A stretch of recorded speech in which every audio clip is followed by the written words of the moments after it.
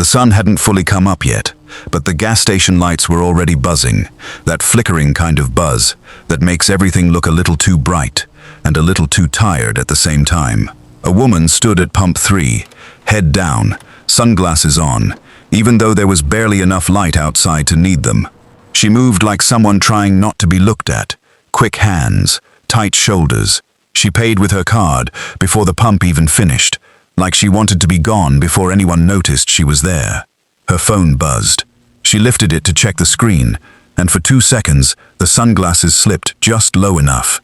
There it was, a bruise, deep and fresh, sitting right under her left eye, the kind of color that doesn't come from bumping into a door. She caught it, pushed the glasses back up so fast it almost looked like nothing happened. Almost. But 2 pumps over, a man sitting alone in a car with no driver, which for him was strange all on its own, saw it. He didn't say anything. He didn't move. He just watched her get back in her car, hands a little too steady for someone trying to look fine, and drive off into the morning traffic. He didn't know her name yet. He didn't know anything about her, but something about the way she hid that bruise, fast and practiced, like she'd done it before, sat wrong in his chest the rest of that day. Before we go further, if you're already feeling this one in your chest, drop a comment and let me know where you're watching from tonight. Hit that like button, and if you're new here, subscribe, because this story is about to get a lot more intense. Her name was Sally Fields, 29 years old, originally from Atlanta, 2 years deep into a contract job in Seoul as a structural engineer for a mid-size firm that mostly handled inspections nobody else wanted to do. She liked Seoul more than she expected to. She liked the late-night street food carts, the way the city never really slept, the fact that nobody back home could picture her here, doing this, being this version of herself. What she didn't like was the last 48 hours of her life. 2 nights before the gas station, she'd gotten a call at 11:42 p.m. from her younger sister, Imani, who was 23 and supposed to be studying business at a university across the city, not standing in some apartment hallway crying so hard she could barely get words out. Sally hadn't asked questions on the phone. She'd grabbed her keys, thrown on the closest shoes, and driven faster than she should have, replaying every worst version of what she might find when she got there. What she found was Imani's boyfriend, a man named Seo Jun-hyuk, arguing with 2 men Sally had never seen before, voices low but sharp, in that way that tells you violence is one wrong word away. Imani was pressed against the wall, trying to make herself small. Sally didn't think. She walked straight into it, put herself between her sister and the 2 strangers, and told them in plain, simple English, because she was too angry to remember her Korean, that they needed to leave right now. One of the men shoved past her to get to the door. His elbow caught her clean under the eye. She didn't even feel it at first, not really. Not until she was driving Imani home an hour later and caught her own reflection in the rearview mirror. She told Imani not to say anything to their parents. She told herself she'd handle it quietly, the way she handled most things. Work it out, fix it, move on. Don't make it bigger than it needed to be. That was the plan, right up until a stranger at a gas station saw the one thing she'd been trying to keep hidden. His name was Ki Yong-han, 34, heir to one of the largest conglomerates in the country, though you wouldn't have guessed it from the way he was dressed that morning. No driver, no security trailing him, just a man who liked driving himself when he could get away with it, which wasn't often. He told his assistant, Grace Boateng, to pull the plate from the gas station security footage. He told himself it was concern, just concern, nothing more. Grace looked at him for a long moment after he said it, the kind of look that said she didn't believe him for a second, but she pulled the plate anyway, because that was her job, and because some part of her was curious too. 3 days later, Yong-han walked into a coffee shop 2 blocks from Sally's job site at exactly the time Grace told him she usually stopped in before work. He told himself it was a coincidence. It was not a coincidence. Sally was 3 sips into her coffee, scrolling through site inspection notes on her phone, when a man sat down across from her without asking. She looked up slow, unimpressed, the way she looked at most things in this city that tried to move faster than she gave them permission to. "This seat's taken," she said, "by my peace and quiet." "I'll be quick," he said. "You'll be quick, because I'm about to leave." He almost smiled. Almost. "You were at the gas station on Tuesday morning." Something in her face changed, just slightly, just enough. And I noticed something. I wanted to make sure you were all right. Sally set her coffee down, slow and deliberate, like she was buying herself a second to think. How did you know where I'd be this morning? He didn't answer fast enough. No, she said, leaning back. Don't tell me. You had someone trace my plate. That's what this is. I was worried. You don't get to be worried about a stranger you watched for 30 seconds at a gas pump, she said, voice flat and sharp. That's not concern. That's a man with too much money and not enough boundaries. I'm not trying to overstep. You already did. The overstepping happened before you sat down.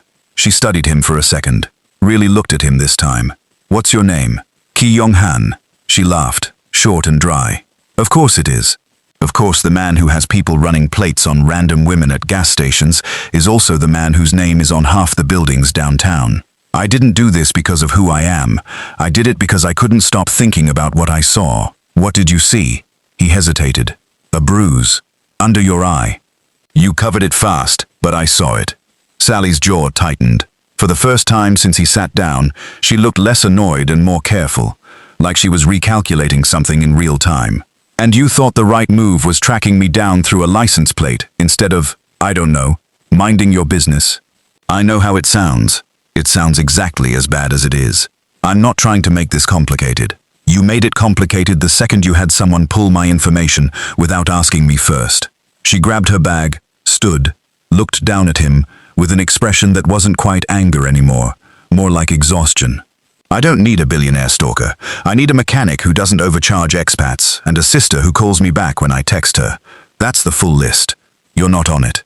She left him sitting there, coffee untouched, the bell on the door ringing behind her like punctuation.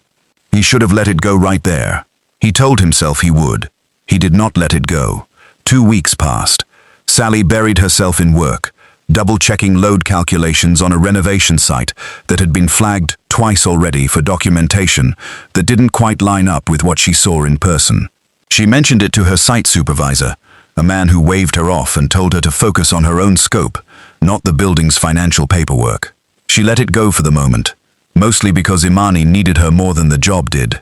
Imani had stopped answering calls the way she used to. When Sally finally cornered her on a video call, her sister's face looked thinner, more tired. Eyes doing that thing where they don't quite meet the camera.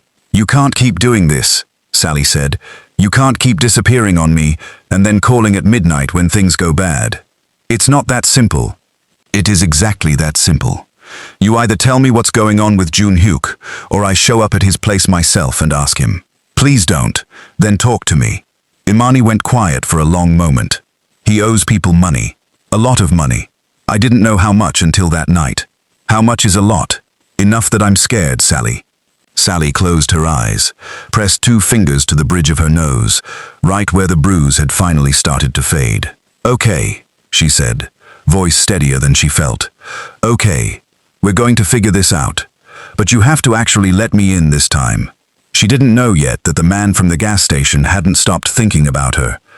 She didn't know he'd already made a decision that would end up costing both of them weeks of trust before things got better. He'd decided the bruise had come from somewhere specific, and he'd decided to find out exactly where. Yong-han didn't go to Jun Hyuk first, because he didn't know Jun Hyuk existed yet. What he found, through a quiet background check Grace ran without much enthusiasm, was a name from Sally's past. A man called Desmond Cole, an American expat who dated Sally for a few months the year before, ended things badly, and still worked 2 floors down from her in the same building complex. It was a thin thread. Yong-han pulled it anyway. You're sure about this? Grace asked him, sliding the folder across his desk. I'm not sure of anything. That's the problem. Then maybe the answer is to leave it alone. I can't. Grace studied him the way she always did when she thought he was about to make a mistake, but had already decided not to stop him. You know this isn't really about her safety anymore, right? This is about you not being able to sit still until you've solved something. He didn't answer that, because she was right, and he knew it. Within a week, Desmond Cole's work visa renewal hit an unexplained delay. Quiet questions started circulating through his department about discrepancies in old expense reports, the kind of questions that don't go anywhere unless someone with real power wants them to. Desmond didn't know who was behind it. He just knew his life had started shaking for no reason he could name. Sally found out by accident, the way most secrets get found out. Desmond cornered her in a stairwell, furious, asking if she'd said something to someone, if she'd gone to HR, if this was some kind of revenge for how things ended between them. "I haven't talked to anyone about you in over a year," she told him, and she meant it. It took her 2 more days of asking the right questions to the right people before Grace's name came up. And from Grace's name, Young Hans. She called him. She didn't yell right away. That almost made it worse. "You investigated Desmond," she said, voice quiet and level, in a way that made it clear how much effort the quiet was taking. "I was trying to understand what happened to you. You decided, on your own, with zero information, that a man I dated a year ago must have hit me. And then you went and ruined his visa status over a theory." "I didn't ruin anything. I asked some questions. You're a billionaire. When you ask questions, things happen. People's lives get rearranged. You don't get to play that card and then act surprised when it actually moves something. I was trying to help. You weren't trying to help me. You were trying to solve a puzzle because you couldn't stand not knowing the answer. That's not the same thing as caring about a person." The line went quiet for a long moment. "You don't get to decide what happened to me," Sally said finally. "You don't get to play judge over my life because you decided I needed saving. I didn't ask you to save me. I didn't ask you for anything. I know. Then act like you know it." She hung up first. For 3 weeks after that, there was nothing. No calls, no run-ins, nothing. Sally told herself she was relieved.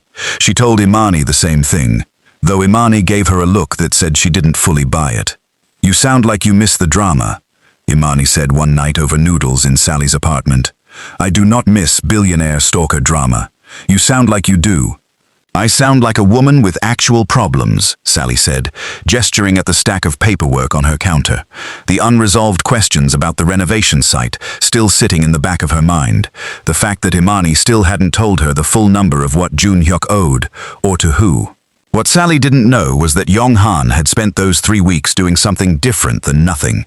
He'd gone back through everything Grace originally pulled, all the way back to the start, looking not for answers about Sally, but for the actual truth about what happened that night. Properly this time, without guessing. What he found made him put his phone down and sit very still for a long time. The debts didn't trace to some random loan shark. They traced, through 3 separate shell accounts, straight back into a shipping subsidiary that belonged to his own family's company. He called Sally on a Tuesday evening, and she almost didn't pick up. "I'm not calling to apologize again," he said, before she could hang up. "Well, I am, but that's not the only reason. You have 30 seconds. The money your sister's boyfriend owes. I traced it. It doesn't come from some private lender or a gang running street debts. It runs through a logistics company, a real one with real paperwork." Sally went still. "How do you know that?" "Because the company is part of my family's business." The silence on the line lasted long enough that he thought she'd hung up. "Say that again," she finally said. "The shipping subsidiary that's been running Jun-hyuk's debt isn't some outside operation. It's connected to us, to my family's company. So your family is the reason my sister has been getting threatened. I don't think it's my family directly. I think someone inside is using the company as cover." "You think?" "I need to look deeper before I say anything for certain, but I wanted you to know before you heard it from someone else." Sally exhaled slow, sitting down on the edge of her bed, suddenly aware of how tired she was, how long this had all been sitting on her chest, without her sister even knowing the full shape of it. "Why are you telling me this? After everything? Because you were right. I don't get to fix things for you without you. But I can give you information, and you can decide what to do with it." She didn't say thank you. She wasn't ready for that yet, but she didn't hang up either. Over the next several days, something careful and slow started rebuilding between them. Not romance yet. More like 2 people circling the same fire from a safe distance, testing whether it was safe to get closer. He gave her real information instead of decisions made on her behalf. She gave him honesty instead of distance. It was during one of those conversations, late at night over a phone call, neither of them wanted to end, that he told her about his cousin. "His name is Ki Tae-jun," Yong-han said. "He's older than me. For a long time, everyone assumed he'd be the one to take over the company. Then the board chose me instead, 2 years ago. How'd he take that? Worse than I realized, apparently. The deeper Yong-han dug, quietly, carefully, the clearer the picture became. Tae-jun had been bleeding money out of the shipping division for over a year, covering gambling debts of his own through a network of small-time collectors, men like Jun-hyuk, who weren't criminals by nature, just desperate people who got pulled into something bigger than they understood. Your sister's boyfriend isn't some dangerous criminal, Yong-han told Sally. He's a 26-year-old who got in over his head and got used as a tool by someone with real power. That doesn't make him innocent. No. But it changes what kind of danger this actually is. Sally sat with that for a long moment. So your cousin has been funding threats against my sister, using your family's money, while you had no idea. Yes, that's insane. I know. I need to tell Imani what's actually going on. All of it. I think that's the right move. For the first time in weeks, Sally felt like she was standing on solid ground instead of guessing in the dark. She didn't know yet how much further down the ground was about to drop, because 3 days later, doing her own digging through site documents she'd been suspicious of for over a month, the renovation project with paperwork that never quite lined up, Sally found something that had nothing to do with Yong-han at all. A storage manifest, half buried in files she wasn't technically supposed to have access to, listing cargo numbers that didn't match anything that had actually shipped. She'd stumbled into this mess before she ever met him. The gas station was never really the beginning. Now, dearies, if you've been hooked since that gas station scene, this is the part where you really want to stay close, because everything is about to connect in a way you won't see coming. Drop a comment telling me who you think is really behind all this, and make sure you're subscribed. Now, back to Sally. She sat at her desk that night, long after everyone else had gone home, staring at the manifest numbers until they started to blur. The shipment codes belonged to containers that were supposedly carrying construction materials for the renovation site she'd been assigned to inspect. But the weights didn't add up. The dates didn't add up. And one supplier listed on 3 separate documents didn't exist anywhere in the company's actual vendor records. She'd flagged something similar weeks earlier and gotten waved off by her supervisor. Now she understood why he'd waved her off so fast.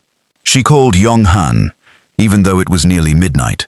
I found something, she said, before he could even say hello. And it's not about Jun-hyuk. It's about my actual job. She explained the manifest, the fake vendor, the months of being told not to worry about discrepancies that clearly someone wanted buried. Yong-han went quiet on the other end. Send me the file numbers, not the documents. Just the numbers. Why? Because if what I think is happening, this isn't separate from your sister's situation. It's the same operation. It took him 2 days to confirm it. The fake vendor on Sally's site was the same shell structure used to move money out of the shipping division Tae-jun controlled. Her job and her sister's danger weren't 2 different problems that happened to collide. They were the same problem, and Sally had been standing inside it for over a month without knowing it. I need you to understand something, Yong-han told her, sitting across from her in her apartment, the first time he'd been there. This means whoever is doing this either already knows you've seen the documents, or they will soon. So I'm a target. You might already be one. Sally didn't flinch the way he expected her to. She got up, grabbed a notebook, and started writing down everything she remembered from the file, every number, every date. Then we move faster than they expect. It was around this point that things at home started slipping too. Imani, terrified after finally hearing the full truth about Jun-hyuk's debts and who was really behind them, made a decision without telling her sister. She pulled money out of Sally's savings account, money Sally had been keeping for a work visa renewal, and tried to pay off part of the debt herself, hoping it would make the danger go away quietly. Sally found out when her bank flagged the transfer 2 days later. "You did what?" she said, voice shaking in a way Imani had never heard before.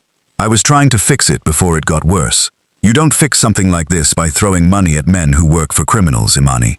You just told them we have money to give. That's not an ending. That's an invitation." I panicked. "I know you did. I know." As Sally pressed her palms against her eyes, breathing hard. "But I needed that money, and I needed you to trust me enough to tell me, instead of doing this alone." It was the lowest point between the sisters since this all started. 2 people who loved each other completely, both exhausted, both scared, both making the other one feel more alone instead of less. Sally sat on her bathroom floor that night after Imani left, phone in her hand, staring at Yonghan's name in her contacts, wondering if she even had the strength to explain one more disaster to one more person. She called him anyway. "I don't know how much more of this I can hold by myself," she admitted, voice smaller than he'd ever heard it. "You don't have to hold it by yourself," he said. Not anymore. It was the first time she let herself believe that might actually be true. What neither of them knew yet was the part that would change everything. Grace Boateng had been quiet for weeks, doing her job, staying useful, staying loyal to Yonghan in every visible way. But there was a piece of information she'd been sitting on since before Sally ever showed up at that gas station, something she'd known for nearly 6 months and never said out loud. She'd known about Taejun's operation long before Yonghan found the manifests himself. It came out almost by accident, during a late call when Yonghan asked her to pull older financial records from before the shipping discrepancies started. "You already have those records," Grace said, voice tight. "What do you mean I already have them?" "I mean I gave you a version of them 8 months ago, with the numbers that didn't match removed." Yonghan sat very still. "You knew." "I suspected, then I confirmed it. And then I decided it wasn't my place to bring down a member of your family without more proof, because I knew what it would cost me if I was wrong. You let this keep happening." "I protected my job," Grace said, and for the first time, her voice cracked just slightly. "I'm not proud of it, but you don't understand what it's like to be the only person in that building who looks like me, who came up the way I came up, with no family name to fall back on if I make the wrong move. I couldn't afford to be wrong about this. It wasn't malicious. It wasn't cruel. It was fear, dressed up as caution, and it had cost real time, real safety, real danger to people who had no idea any of this was happening above their heads." Yonghan didn't yell at her. He just sat there for a long moment, the betrayal landing slow and heavy. "I needed you to trust me with this. I know. Sally's sister has been in danger this entire time, partly because you stayed quiet." Grace didn't argue that. She didn't have anything to say that would make it smaller than it was. Around the same time, a darker piece of the picture clicked into place for Sally, one that made her stomach drop in a way none of the rest of it had. She'd been going back through Imani's early messages with Junhyuk, looking for anything that explained how the two of them had even met. What she found was a string of coincidences that weren't coincidences at all. Junhyuk had transferred to Imani's university program the same semester Sally started raising questions about the renovation site documents. He'd approached Imani within 2 weeks of that. Every accidental run-in afterward lined up, conveniently, with moments Sally had flagged concerns at work. It wasn't random. Imani hadn't fallen into a relationship with a man who happened to have debt problems. Someone had placed him there. "They used my sister to watch me," Sally said out loud, to no one, sitting alone in her apartment with the timeline laid out in front of her like a wound she couldn't stop touching. "They knew I was close to finding something, and instead of coming after me directly, they went after the person I'd protect without thinking twice." When she told Yonghan, his reaction wasn't disbelief, it was recognition. "That's exactly the kind of move Taejun would make," he said quietly. "He doesn't go at problems head on, he goes at what people love. So this whole time, your cousin has been studying me through my own sister." "Yes." Sally sat with that, jaw tight, eyes hard. Then he picked the wrong family to study. For the first time since the gas station, the fear in her chest started turning into something else. Something sharper. Something that didn't feel like hiding anymore.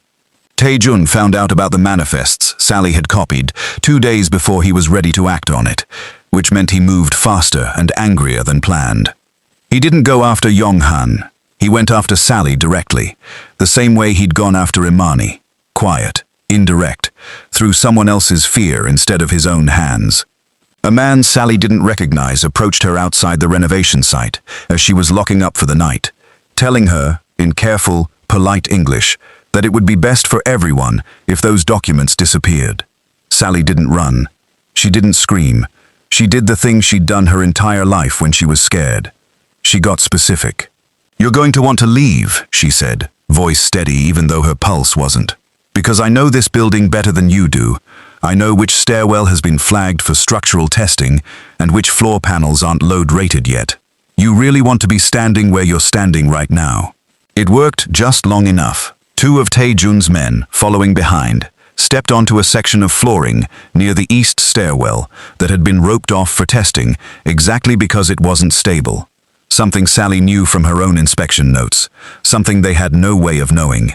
The floor groaned under them, enough to send both men scrambling back toward the stairs in genuine panic, buying Sally the window she needed to get to the parking level and call for help. She didn't call Yong-han first because she needed saving.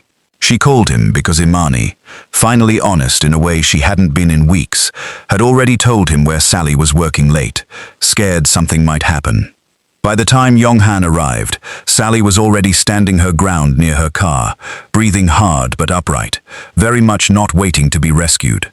"You're okay," he said, relief crashing through his voice. "I'm okay," she said. "I'm also furious. Your cousin sent men to threaten me in a half-finished building like I'm some kind of liability instead of a person.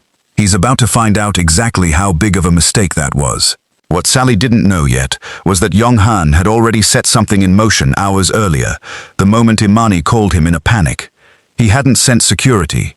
He'd called the company's compliance office and ordered a full freeze on the shipping division's outside accounts, the ones tied to the falsified manifests, the ones funding everything Taejun had built his quiet empire on top of.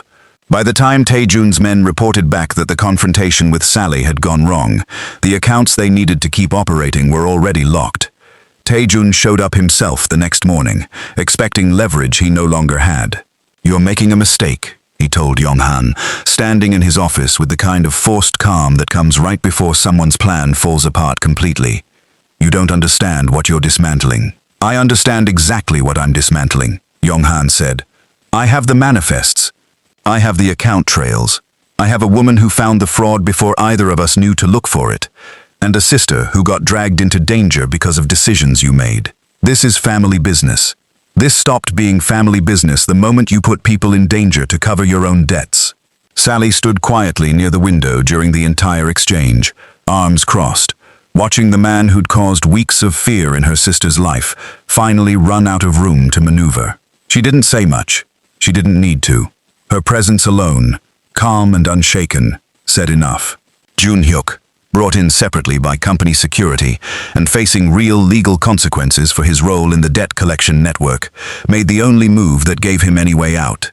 He turned on Taejun completely, laying out names, dates, and a financial trail that went back further than anyone expected. All the way to questions about a business partner of Yong-han's late father, years earlier, that had never quite been answered the right way. It wasn't a clean ending. It was the kind of ending real situations actually have. Messy, layered, with new questions opening up even as old ones closed. But it was an ending where Sally walked out standing exactly as tall as she walked in. Safe the weeks after were quieter, in the way that real recovery is quiet. Not a single big moment, just a slow return to normal days. Imani came to Sally's apartment one evening with a different kind of energy than Sally had seen from her in months. Calmer, more honest. "I should have told you everything from the beginning," she said. "Not just the debt, all of it. I was scared you'd be disappointed in me." "I was never going to be disappointed in you for being scared," Sally said. "I was scared of losing you. That's different. I know that now." "Good. Because I'm not doing another midnight phone call where I don't know the full story." Imani laughed, small and real. "Deal." Jun-hyuk's case moved through the legal system properly this time, with real documentation instead of fear keeping him quiet. His sentence was reduced for cooperating, though it came with consequences he couldn't avoid completely. He wasn't painted as a monster in the end, just a young man who made a series of bad choices under pressure he didn't know how to escape, which felt more honest than turning him into a villain would have. Grace stayed on, though something between her and Yong-han had shifted permanently. Trust, once cracked that specifically, doesn't fully reset. They worked well together still. It just wasn't the same as before. As for Sally and Yong-han, the ending didn't come with some big speech in the rain or a grand gesture in front of a crowd. It came on an ordinary evening, weeks after everything settled, when he pulled into a gas station to fill up his car, and she happened to be at the pump right next to him, completely by accident this time. No traced plates, no secret information, just two people whose lives had ended up crossing paths again on their own. "You're stalking me now," she said, leaning against her car with a smile that gave away she wasn't actually upset. This time, it's a coincidence. I promise. Suspicious, but I'll allow it.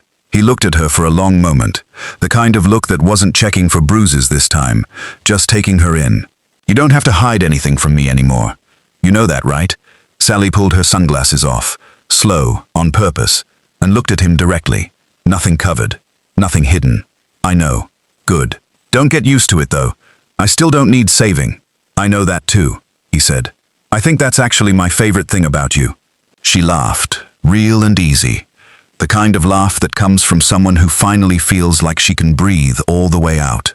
And for the first time since that morning with the bruise under her eye, the gas station wasn't a place she wanted to disappear from. It was just a gas station. Ordinary. Safe. Hers. If this story had you hooked from that very first scene, let me know in the comments got you the hardest. Hit that like button if you want more stories like this one.